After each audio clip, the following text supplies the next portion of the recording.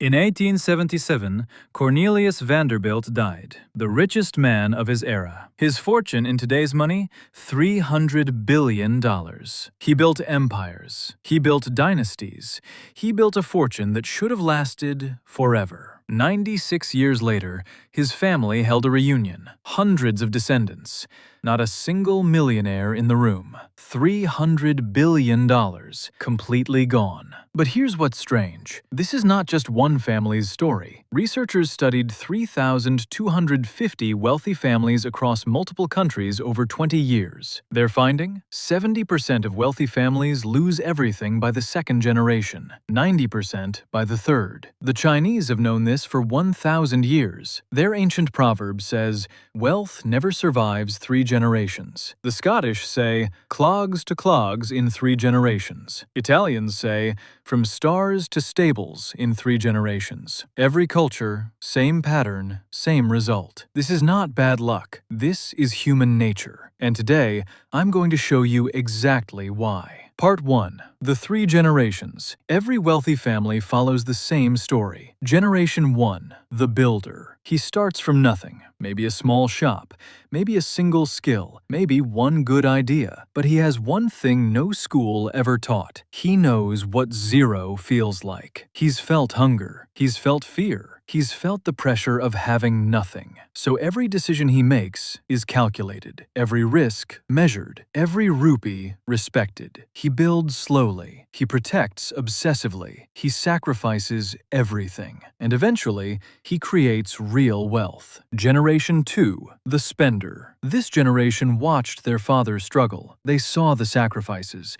They felt some of the pressure. So they work hard too. But not as hard. They enjoy the wealth, but not excessively. They maintain, but they don't multiply. Generation 3. The destroyer. This generation never saw struggle. They were born into comfort. To them, money was always just there. They never learned its value. They never felt its absence. And slowly, without even realizing it, they spend what took 2 generations to build. Not out of greed, out of ignorance. Part 2. The 3 reasons science explains. This isn't just a pattern. There are 3 specific reasons this keeps happening. Reason 1. Pain memory. The first generation built wealth through pain. That pain created discipline. But pain cannot be inherited. You can tell your children about struggle. You can show them old photographs. You can share old stories. But you cannot make them feel it. And without feeling it, the discipline never truly forms. A Harvard study found that first-generation wealth builders make fundamentally different financial decisions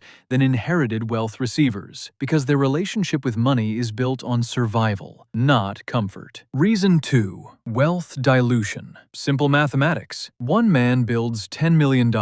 He has 3 children. Each receives $3.3 million. Each of those children has 3 children. Each grandchild receives $1.1 million. No mistakes, no bad decisions, just math. 3 generations, and the original fortune has shrunk by 90%. Reason 3. Identity shift. This is the most dangerous one. The first generation's identity was, "I am someone who is building something." That identity creates hunger. That identity creates focus. That identity creates wealth. The third generation's identity becomes, "I am someone who comes from wealth." And when your identity is what you have, instead of what you're building, the hunger disappears. And without hunger, wealth has no defense. Part 3. The pattern across history. This isn't theory. History proves it, repeatedly. The Vanderbilts, $300 billion, gone in 3 generations. The Rothschilds, one of the most powerful banking dynasties in history, specifically structured their inheritance to avoid the 3rd-generation curse, because they knew it was real. Business families across Asia, Europe, and the Middle East, researchers found the same pattern regardless of culture, regardless of religion, regardless of geography. Ibn Khaldun, a 14th-century Arab historian,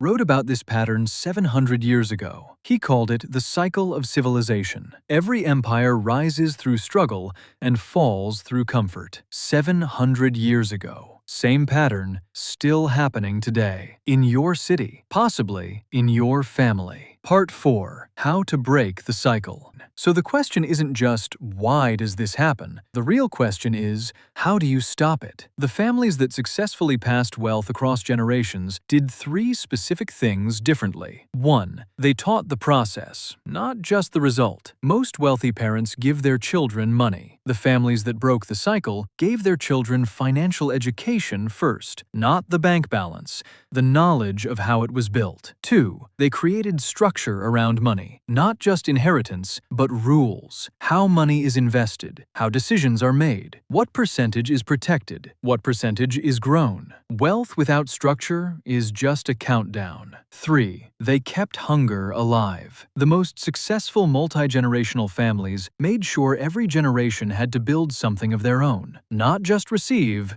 build. Because the moment you only receive, you lose the muscle that protects everything. Built, spent, lost. 3 words, 3 generations, thousands of families, 1 repeating pattern. If your family built something, you are not automatically safe. If your family lost something, you are not automatically doomed. Because this cycle is not fate, it is a pattern, and patterns can be broken. But only by people who understand them first. The first generation built with their hands. You have the chance to build with your mind. The question is, will your grandchildren be talking about what you built or explaining why it's gone?